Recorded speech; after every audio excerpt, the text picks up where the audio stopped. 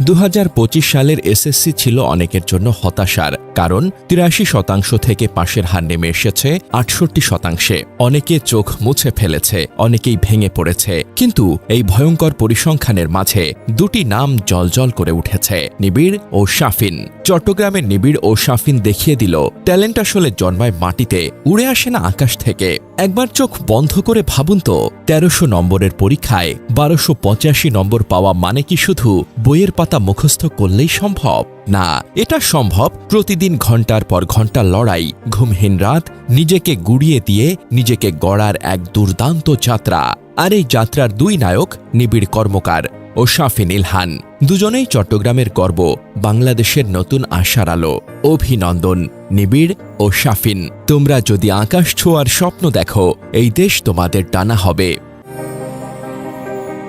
জানা যায় 2025 সালের এসএসসি পরীক্ষায় চট্টগ্রামের নাসিরাবাদ সরকারি বালিকা উচ্চ বিদ্যালয়ের নিবিড় কর্মকার নামের এই মেধাবী শিক্ষার্থী পেয়েছেন 1300 নম্বরের মধ্যে 1285 নম্বর।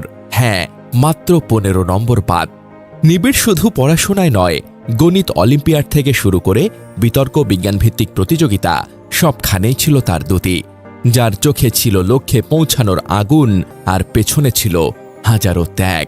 তার শিক্ষকরা বলেন, নিবিড় কোনোদিন মুখস্থ করত না, সে বুঝে বুঝে পড়ত, বিশ্লেষণ করত, প্রশ্ন করত, ভুল স্বীকার করত। এটাই তার জয়ের রহস্য। অন্যদিকে চট্টগ্রাম কলেজিয়েট স্কুলের আর এক বিষয় শাফিন ইলহান 1300 নম্বরের মধ্যে পেয়েছেন 1273 নম্বর। প্রতিটি বিষয় পারফেকশন। তার সাফল্য একদিকে যেমন তার নিজের, তেমনি স্কুল, পরিবার ও পুরো চট্টগ্রামের সম্মিলিত অর্জন। শাফিন শুধুই ছাত্র নয়, সে এক আদর্শ রোল মডেল, যার সময় ব্যবস্থাপনা, চিন্তাশক্তি ও একাগ্রতা অন্যদের জন্য অনুকরণীয়। এবারের এসএসসিতে গড় পাশের হার যেখানে কমেছে 15%, সেখানে এই দুই শিক্ষার্থী শুধুমাত্র নিজেদের জায়গা ধরে রাখেননি, তারা দেশের শীর্ষস্থান দুটো দখল করে দেখিয়ে দিয়েছেন। চট্টগ্রাম শুধু সৌন্দর্যের শহর নয়, এটি মেধা আর সাফল্যের শহরও বটে।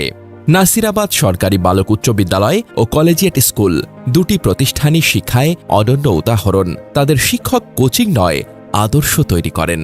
তাদের দিক নির্দেশনায় গড়ে ওঠে নিবিড় আর শাফিনের মতো যোদ্ধারা। নিবিড় ও শাফিন বাংলাদেশের শিক্ষা ব্যবস্থাকে দেখিয়ে দিয়েছে, মেধা আছে, ইচ্ছা শক্তি থাকলে কোনো কিছুই অসম্ভব নয়। তাদের এই সাফল্য শুধুই পরীক্ষার কাগজে নয়, এটা কোটি শিক্ষার্থীর হৃদয়ে আশার বাতি জ্বালিয়েছে। জানা যায়, দেশের 9টি সাধারণ শিক্ষা বোর্ডের অধীনে এবছরের এসএসসি পরীক্ষার ফলাফল সাম্প্রতিক বছরগুলোর মধ্যে খারাপ হয়েছে।